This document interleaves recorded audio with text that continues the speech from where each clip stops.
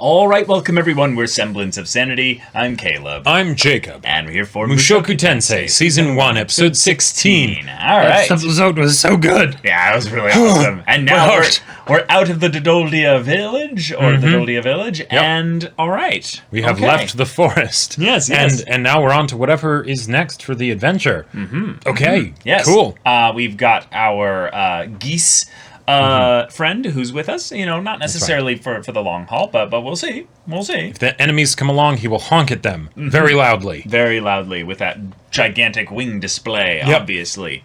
And then maybe shit on steal them for all they're worth, Right. Steal them? What? Steal them? Words? What? No. But, okay, we've still got, obviously, Roxy, who's way ahead of them in terms of actual, traversal and stuff like that, but is looking for them and, Paul's family in general, but okay, I would really love to see basically more just shenanigans of them kind of together. Same. But then maybe also kind of the discussion of okay, are we focused on speed or are we focused on kind of making sure that we get through this, maybe learning about the world or that's what growing I or what have you, because I'm not sure how much they're kind of focused on we need to go, because the previous instance had them locked in a specific place. If they're free to just keep going. Right. On a long journey, how much do you try and make it a sprint? Because oh no, it's urgent and we have so far to go. Versus right. Let's pace ourselves, exactly. kind of thing. Yeah. I don't know what the show's going to do, but I have, with the ways that it has surprised me with things that I didn't expect or didn't think needed to happen, of them getting stuck in the Dodolia village, I'm so excited to just see whatever this show decides to give us. So, y'all, without further ado, let's get into this. See, Geese has his anime protagonist walk going. Got it on point. Always got those hands behind his head. That's right. Whoa! Whoa! All right. Haha! Ah. Ah! But. Oh, and she glances at Rudy. Oh. Okay.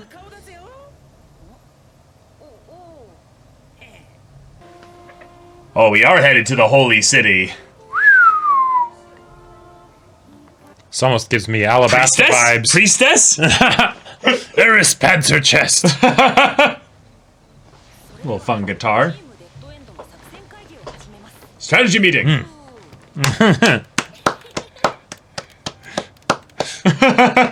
Richard is like, how to clap. Yes.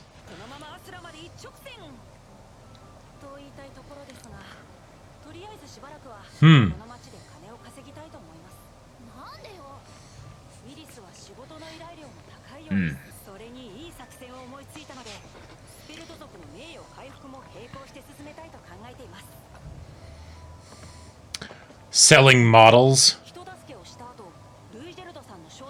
Oh. I like it.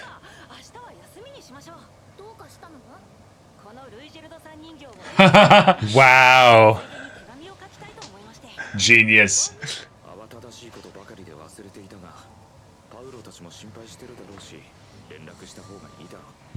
Yeah, if you can. Where do you even send the letter, though? Yeah.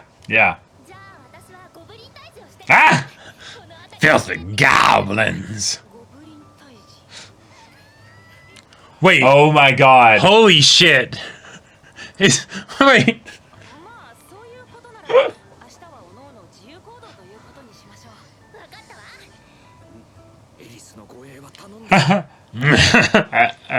Why are you winking at me? Do you have something in your eye, Rudy?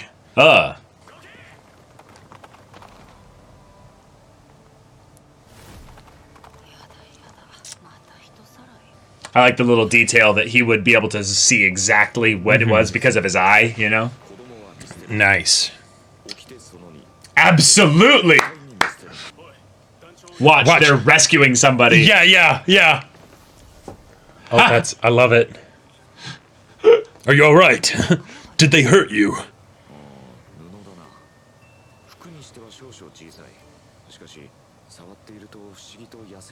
Wait.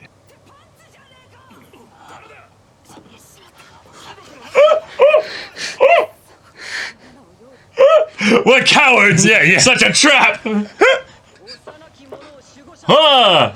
Yes, put your hand in front of your face, yes. Oh. Oh my god! Yes! Oh, yes! The panty!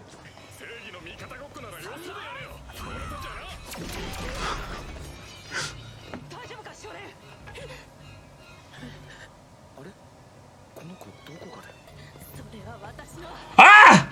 Wow.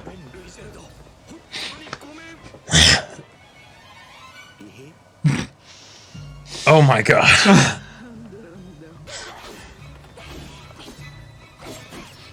I love that she's actually in a chainmail bikini. I can't look away!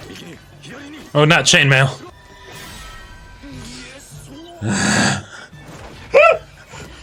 Holy shit.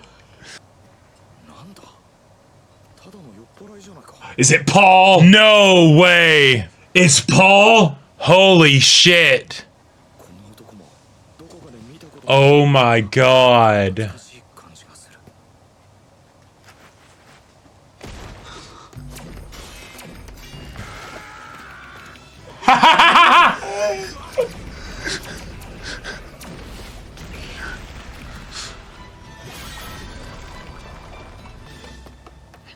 It's fucking Zorro. Oh, nice! Wow. And it drops. Yep. Yeah. Uh-huh.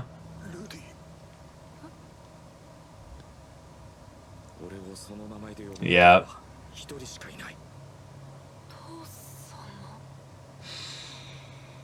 Okay! Oh, shit! We found each other! Yeah!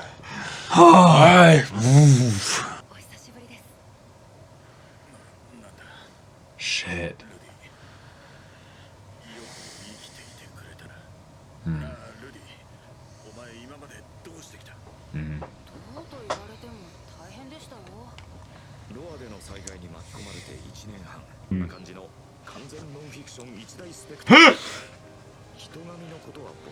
Yeah.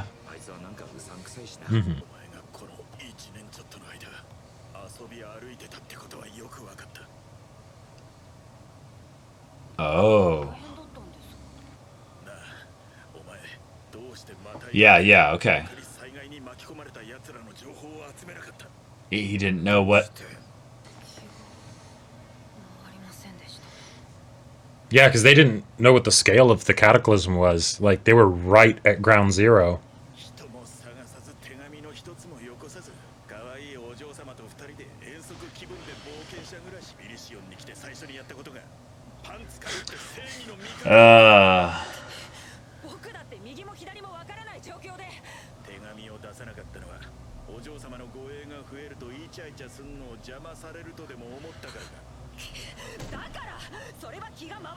Oh, shit. What could have been a...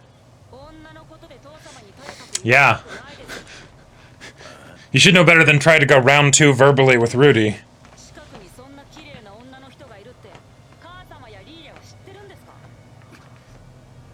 Oh. Oh no. Oh no. Damn. Oh no, you don't... No.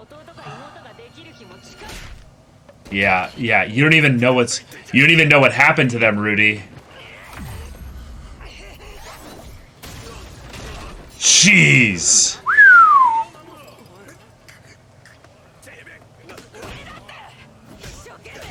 Oh!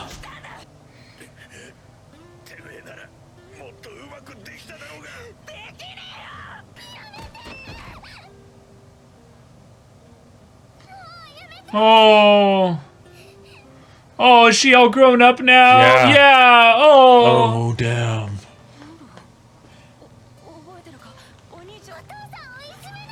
Yeah. Oh, shit. Yeah.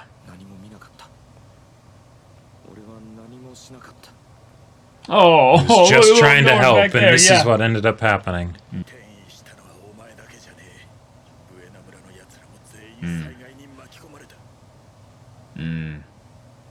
Everyone. Shit, yeah. Yeah.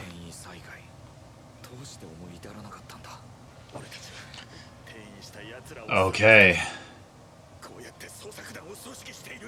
Yeah, so he's been working his ass off, yeah. Yeah. Sure. Wow.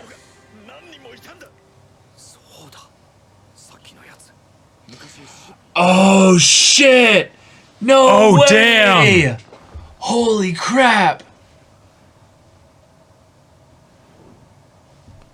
Wow. Shit. Because you're a different person than you were back then.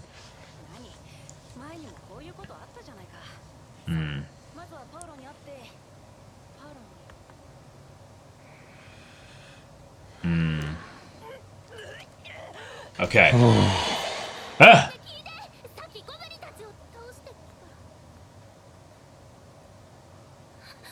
I had a rough day, guys.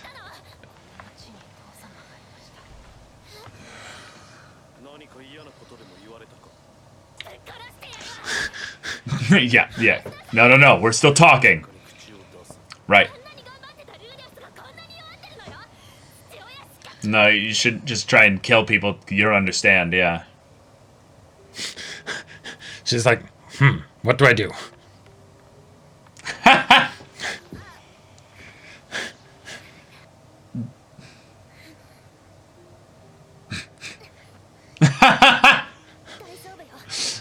Oh. Rudeus like, this takes time, but...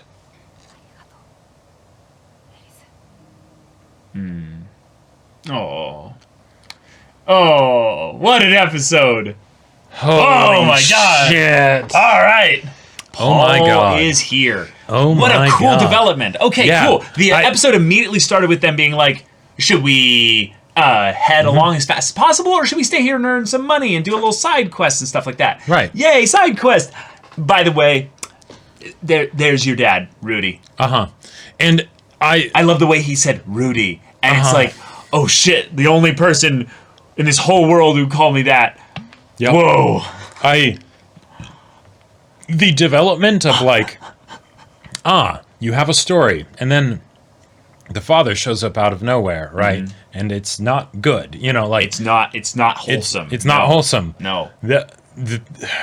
Because this did not go the way that I expected. No. And but I so love it. Right. Like let's unpack this, right? So they're headed through the Milis continent right now. Right. They went to the Holy Milis Kingdom right now, and they're in the big city of I think it was Milishan. And now big old capital. So they've been heading from the Demon Continent, and then they've been heading from the larger central continent. So they end up meeting in the middle, right? Yep. Makes sense. What Paul has been doing is he's been frantically looking for his family. His family, yeah, exactly. And the crazy thing is that because of Roxy having the message, basically, and going and recruiting her own style of adventuring party to help with the message that he had basically sent out here, and the very narrow way in which they avoided each other, like they didn't actually encounter each other. Right. Rudy had no idea about any of this. And yet, from Paul's perspective, if he was forming his own adventuring party, which he might have assumed he would have, then he would have eventually found and heard about the travesty, the tragedy that happened to what are they called? The Buena village? Yeah, Buena village. Yeah. And one of the things that I also love about this is that even with him talking about I left a letter at the Adventurers Guild, with the way that they handled things at the Adventurers Guild, no one would have known necessarily about that. Like, it would be reasonable that they wouldn't have gotten that letter either, because there were nobodies that showed up. They were low rank. They used another guild or another adventuring group that was higher up to take the jobs for them and stuff. So their interactions at the actual Adventurers Guild were little to none, right? Yeah. The kind of things that should have brought it up were the things where he was saying if you went to Zanto Port, then you especially should have seen it there, because that's something where it was being being told like it was the PSA was posted at the Adventurers Guild there. You would have obviously went into that, right? So but no, what gives? Just unlucky, unlucky circumstances, and in some ways it feels almost like it was just like fate in a sadistic way, that it was just like, oh no, of course we can't just have the reunion with Paul be happy, and because unfortunately Rudy has, or Rudeus in some ways, has adjusted his priorities upon being yeeted to the demon continent of, oh, I don't know if I'll see anyone like any of them ever again. He doesn't really know or understand how big the world is, or how likely it is that he actually even lives to see them, or that they lived. And he doesn't also know, this is another thing that's really, really important here, the idea that he knows he was teleported, and this is something that might be a bit of a non-issue, but the idea that he got teleported doesn't mean that what happened to him happened to anybody else. Exactly. He heard about the mana cataclysm and that, some crazy stuff happened, I guess, but he doesn't know the scale of it, because we were at ground zero, right? It's just, okay, a thing happened, right? There you go. And I'm here, but just because I'm here doesn't mean I know about whatever anything else, else is, And one of the things that I loved about how this went down is that we can absolutely see where Paul's flaws are making this more of a problem for Rudy than it has to be. Right? Yeah. Because he gets Rudy to tell him his whole journey, right? Cool. Communication. He then starts to judge Rudy for what happened without telling him, here's what happened over here, right? Yeah. So Rudy has no way to deal with this or whatever, right? And now, of course, Paul's pissed because apparently he doesn't know about this, and, the fact that his son seems to have been having a great time, but really he's projecting his own insecurities about the fact that he doesn't feel like he's been able to do enough. He hasn't been able to find them. Yeah. And then all of a sudden he realizes that Rudy, who he knows to be very competent, right, and very capable, hasn't been doing anything about it. And quite frankly, who's to say whether that's because of Rudy's issue or maybe because of Paul's issue, right? No, I think that's just a thing of where there's no issue. It's just an unfortunate. Okay, sure. It's just that's the thing. Yes, Rudeus was trying to let him know, hey, it slipped my mind. The idea that I could investigate probably came up in his head maybe a little bit, but he was like, no, I actually had no thought of it. I think a lot of the times, this is something that's rather kind of smart with the writing here, is that there's things that Rudeus thinks about because he's also Rudy. And because he thinks about things on that level, he's able to divest and prioritize things in a very, I would say, logical perspective here. Yep. And because he's then, by that perspective, more emotionally advanced than some children would be at this age, not necessarily all of them, but he's able to then go, okay, I can't solve the problem right now of what happened with that whole event over there. I just need to focus on getting home. Right. So, protecting the people that are here with me. And protecting Eris, right, exactly. And then getting her home as well. Yep. So he keeps the main thing. Right. Generally speaking, I would say, if a child of that age was yeeted over there, they wouldn't be able to shut up about their parents. Right. Because they'd be terrified of that whole thing there. So they'd be like, has anyone seen my dad? Has anyone seen my mom? But he's not a regular kid. Right. So he's very good at being independent at this point, so he does that. Right. But thus, you can totally understand how Paul would be like, wait, you didn't even ask about us, once? And he already had this odd vibe about Rudy, right? But he couldn't quite put his finger on it or anything. But then suddenly this happens, and it's just more to confirm that he's like, you're not a regular kid, right? And exactly, and it furthers that connection opportunity that they have. Except here in this case, we could actually restart and bring things all over again. Sure, if we acknowledge the fact that, hey, this is something where Paul has been slaving away trying to get this to work here. Yep. Regardless of whether or not we're going to judge Paul for anything in this regard here, or judge Rudeus for anything in this regard either. Time has not been kind to Paul in this situation. Yeah, exactly. And they have found each other here. are we going to have another like near miss kind of Roxy situation where it's we didn't even bump into Roxy, right? But like we actually bumped into Paul here. Mm-hmm. That is such a fateful like little bit of happenstance. Yep. Like in some weird ways, if he didn't have the eye, he probably wouldn't have bumped into Paul. Like Paul probably would be here and leaving because he had kidnapped a child, so he can't stick around to help them. Like he's probably like looking for people and stuff, and he found someone that was from Buena Village, and he's like, oh shit, this kid's being like, taken away or what have you, and being forced to work somewhere. So I'm gonna rescue him, but also kidnap him from that environment and stuff. So then I can't stay here because then I'm an outlaw. So we have to keep going. Right. Like they could have just completely missed each other, and yet they didn't. Because call it whatever you will, fate's serendipitous encounter. Sure.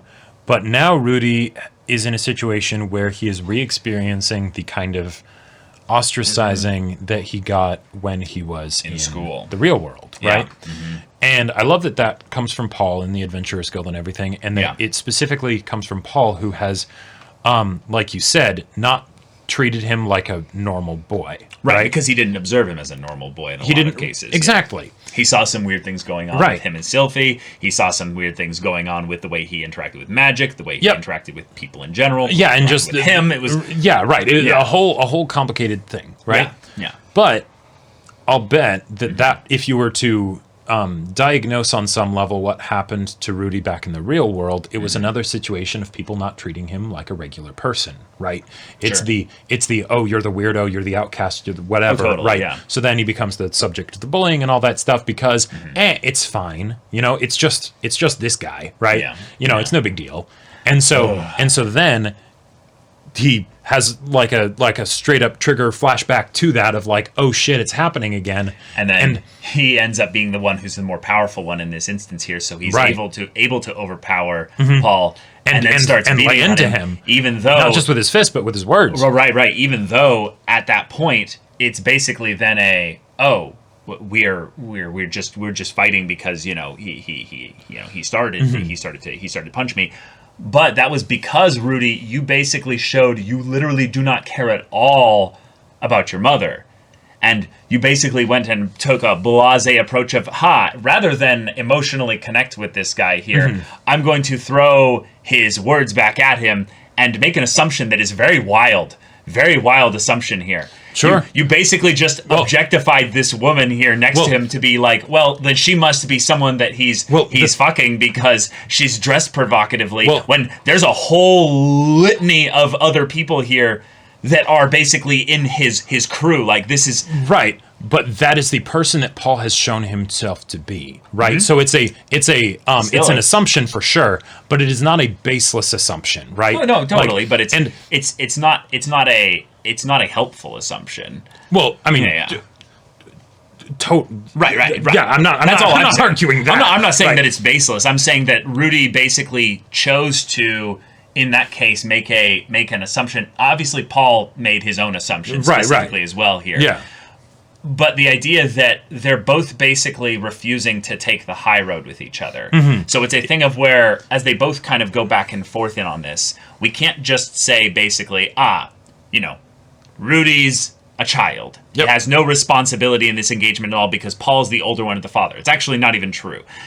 Rudeus is the older one. Is the older one on some level as well. So in that respect, they're actually more like equals. They're not... Because he's physically a child, but he has basically the memories and experience and stuff that he can not as much experience in this world maybe, but life experience that translates pretty well. Right. Yeah. So in every respect here, this is them re-meeting each other and they're now practically equals in a lot of cases. Right. And I think that's also where some of the complications come from here because Paul is basically demanding why didn't you behave like a seasoned adventurer? Like me, yeah. Yeah, exactly. Yeah. And Rudy's taking the approach of I did the thing that was reasonable and I didn't try and bite off more than I could chew or whatever. Still alive. Eris is still alive. Yeah, exactly. We did pretty good, right? Yeah. Why are you not worrying about your mother? From Rudy's perspective, even though he's like had the whole life in the real world and everything, right? Which of course Paul wouldn't know about, but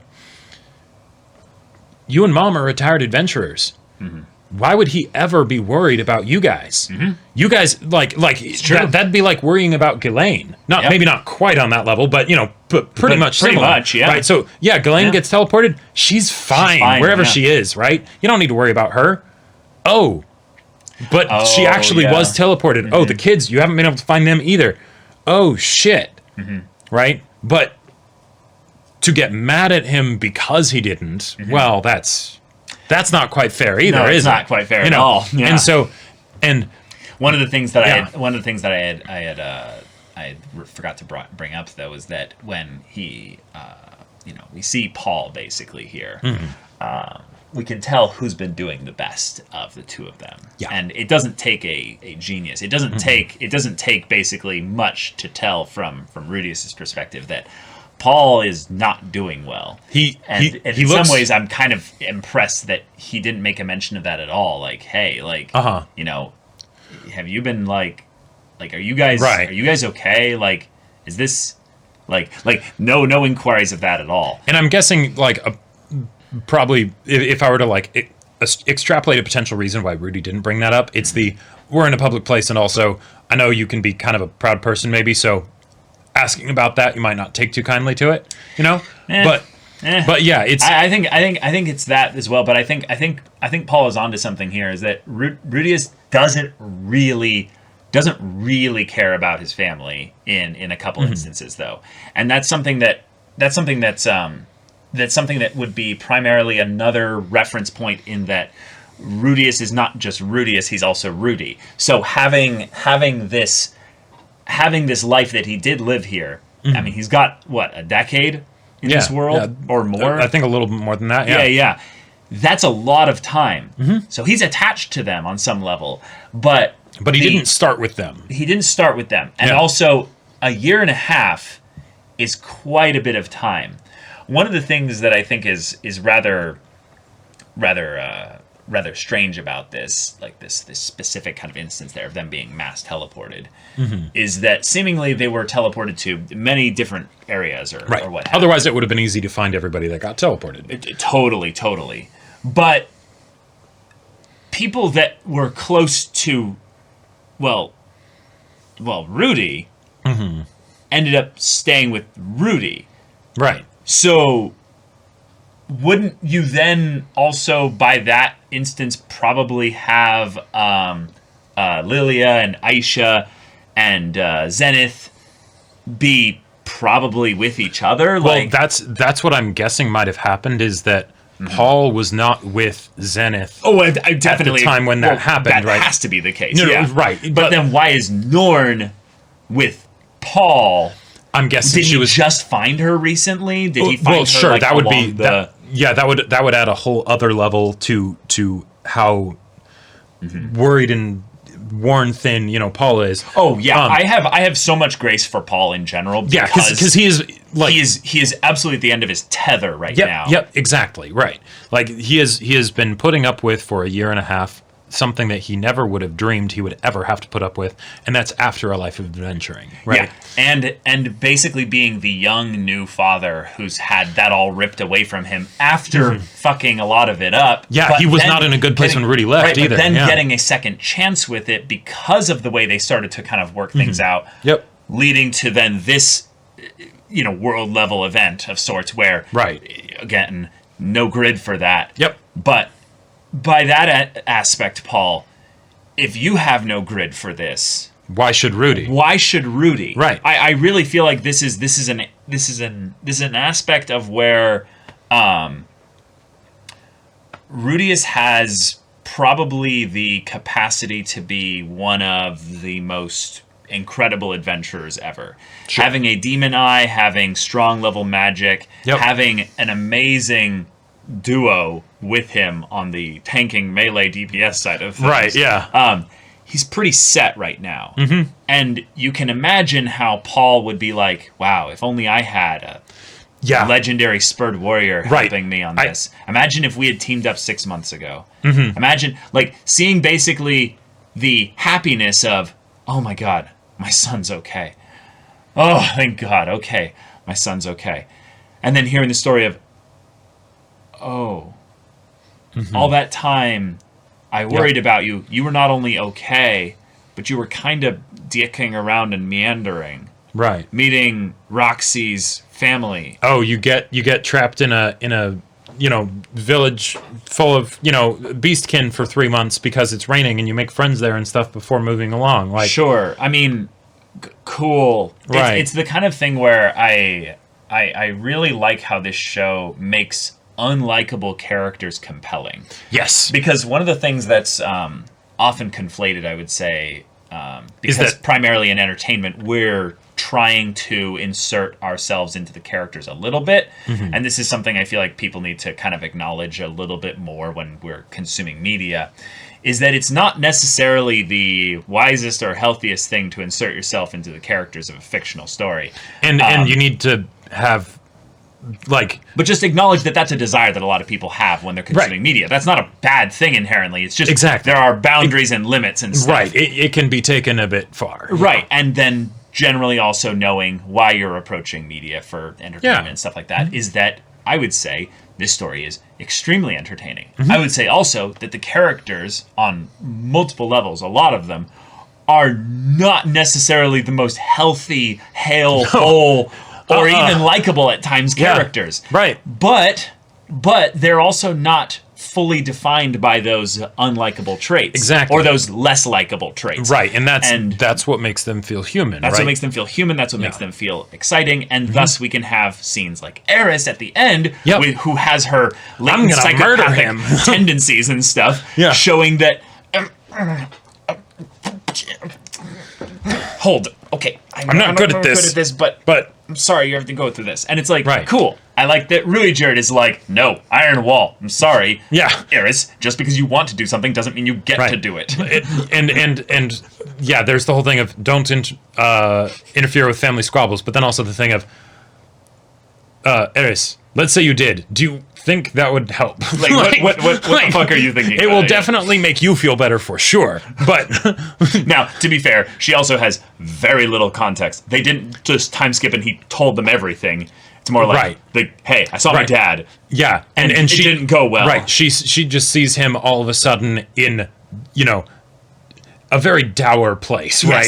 Yes, and he's very depressed right now. This exactly. This is not a good time. And she hasn't seen him like that before, right? Yeah, maybe not at all. I don't think so. Like, I'm trying to think back. Like, there are a couple points when Rudeus had like a lot of disappointment, but in terms of or maybe he was like scared of something, Yeah. But like he always does a really good job of like putting on the face, right? Because one, I'm a kid right now, but two, sure, Oh, that's a good point. Like, has he actually truly been that vulnerable with Eris as well? And thus, has he been teaching Eris by osmosis that vulnerability is something that, we don't really do? I don't know. I feel like Eris got plenty of lessons in vulnerability as something we don't do from our own family. But true. True. No, that's a good point. I'm just thinking that she literally hangs on a lot of what Rudeus says and stuff. So I think she is learning from him now, even if it's more just reinforcing things that she already knows in certain instances. Yeah. Also, one thing I just noticed, I didn't bring it up in the episode because I was too engrossed by what was happening. But it's cool. I'm actually noticing the character models getting like taller and stuff. Like there's the more narratively like obvious stuff of like Rudy facing against Paul. But Eris sitting on the bed with him is a great example. Right. Where it's like, she's taller now, right? Like yes, time has quite passed, a bit taller, right? Like from when we first got introduced to her when she was I want to say like 10, 8 or 9, because it was before her 10th birthday. No, because she's like 3 years older than him. I want to say she's 2. Like 2 or 3, something like that. But Rudy was with the family for a good amount of time before her 10th birthday, right? And now this is a good couple years after Rudeus's 10th birthday, So like time is passing, right? Yeah. And having us get to see this situation where then she is put into a scenario where she is very uncomfortable, and while we've seen the bits of her character growth over the course of the show up till now, with like how she'll get more sensitive and in tune with like the emotions of other people and things like that. Sure. This was something where this was like milestone level. We have never seen her do this. She is still uncomfortable with this, but the old Eris would have never even dreamed of ever doing something she like didn't this. care about literally anybody else but herself. Yeah. Right. So it's just, I love to see this stuff. And is this something that she's doing primarily, for herself? Who's to say? I think it's more of a thing of where this is something that she did, regardless of the reasons why she kind of maybe felt a bit bludgeoned into doing it. Right. Rudeus may have had to tell her, like, no, this is what you're supposed to do in this situation. This is what friends do. This is what friends do, right? Go do that. Yeah. But that's also a great sort of reflection, contrast to Rudy's previous situation in the real world, where he then felt alone, right? And he still had a lot of the same stuff now of like, oh, he just thinks about seeing Paul again, right? Trying to put on that face even for himself, and then suddenly he's vomiting out the window, right? Yeah. But, oh, hey, you're not alone here, right? You're a different person. You're a stronger person now. But even if this is something more than what you can handle, you've got good people with you, and that's okay. I mean, they're people. Well, you've got people with you that are in your corner, and, and it's okay that this is more than you can deal with at the moment. Yeah, I think that Rudeus having something where it's more than he can deal with it, obviously, is a big deal. But having it be one where the situation isn't suddenly over just because they split up for that time. And I liked that Rudeus had that little bit of like, okay, well, we just had one fight. It's okay. He's trying to talk himself up. It's like, no, that affected you quite a bit. So, best thing that you can do is be like, hey, Dead End is at your service. We leave no child behind. Absolutely no child That's our behind. rule number one and rule number two. Rule number 1 and 2. So what can we do? Right. And it's like, well, okay. This is awkward, but okay. We are looking for, and then they have a big list of people. Right. These are the names. These are what they look like. These are their families. Right. When people get found, we leave notes at the Adventurers Guilds, and then they send messages to like update the lists of at the other Adventurers Guilds or things like that. You know, like, that's one of the things that's rather cool here because, and they've been hinting at this quite a bit. The idea that we're not in a war state right now. For this world. Like, the world is not in a state of war. Which is fairly uncommon when you think about, like, fantastical worlds people get transported to. Right, but specifically after also a gigantic cataclysm of sorts that was definitely induced by mortals, not necessarily... Right. Somebody done did it, and, I mean, could be a god level, magician. Right. The point is even... right. The point is that this is something where communication... can still freely travel around the world. Yep. So sending these kinds of, messages and stuff, kind of a big deal. Right. I also find this hilariously, like, not ironic, but like, just kind of funny that he was just about to also write a letter to Paul. And I don't know if he actually managed to write it or not. No, he didn't. Oh yeah, he didn't. But the thing is that once he got to a human city, right, he's like, I'm going to do that because it totally makes sense. Why would letters necessarily be able to go international and all that stuff? Well, no, not just international, like cross-continental. Intercontinental, right? This is some magic shit. Yeah, exactly, right? This piece of paper will actually have to travel, right? There's some, like, just... trained chocobos that just run to other chocobos. Exactly. Right. Like, and this is still cross-continental, but at the very least, it's people that'll share the same language, hopefully, So it's like, there you go, right? But I don't know, that didn't really come up. And one of the other things that I loved as he set up for this to be such a awful experience for Rudy is that this is when he was showing his own growth and development. No, we don't leave kids behind. Yes, did I want to just spend this day making figures and stuff to help better the Spur's reputation? But that kid needs help.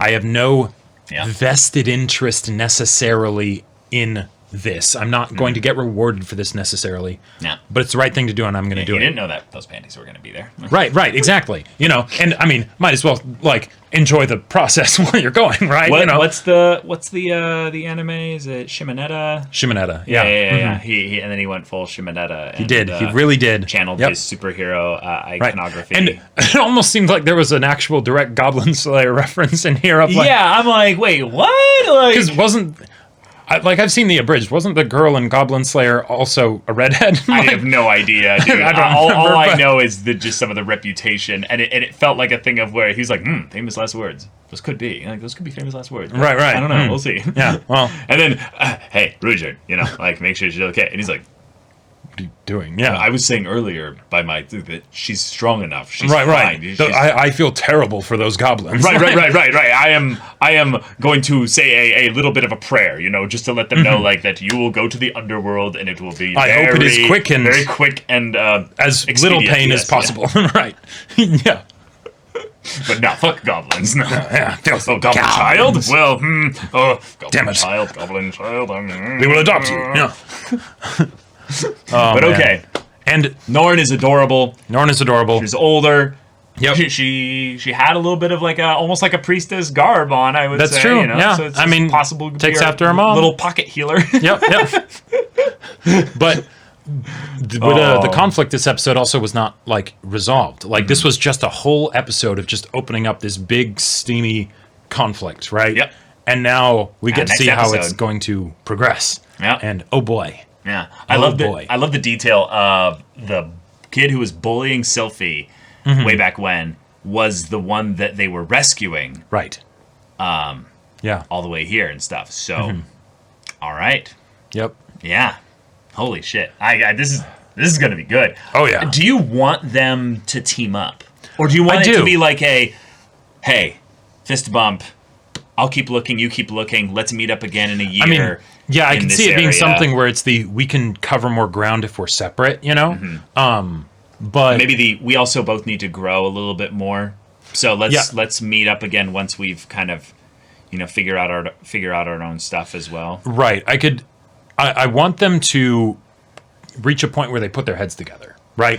They have I love the scheming time. Yeah, I love the dead end strategy meetings that Rudy sets up, Yeah. And even though, yes, it might seem silly and more lackadaisical and fun to Paul, if he were to hear about them. Yeah. But I would love to see that with them, and then they're like, all right, what do we do? Sure.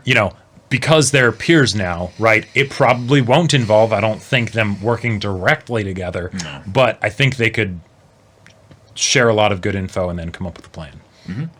But yeah, do you think Rudeus from this point will change directions and go back to the way he was going because Paul will have already come from this way and done a bit of searching for the last year and a half already? I'd say that is a very good possibility. And if that's the case, then you could totally get into the situation where it's okay, we're not traveling together, but we're awkwardly going the same direction for a very long time. So, like, possible, we're sort of traveling together. But I don't know. Because I would love for them to just have a talk of like, this is where I've covered. Where have you been? Oh, you've been in these areas?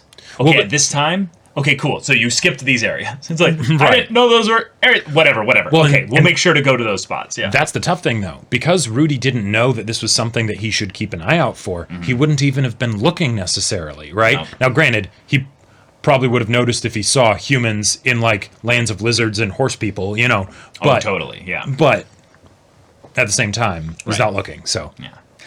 But oh my god, okay, let's go. Next episode, y'all. If you want to see that next episode's reaction and discussion right now, go check out the link in the description below for our Patreon. You can get an early access there. You can watch full-length timer reactions there, and all this comes with Discord access, so you can chat with us in the community there about this show, about anime in general, and also be sure to check out our Twitch channel. We stream every weekday. The info's in the description. Yeah, so if any of that interests you, we'll see you there. But until then, we're Semblance of Sanity. I'm Caleb. I'm Jacob. And we'll see you all next time.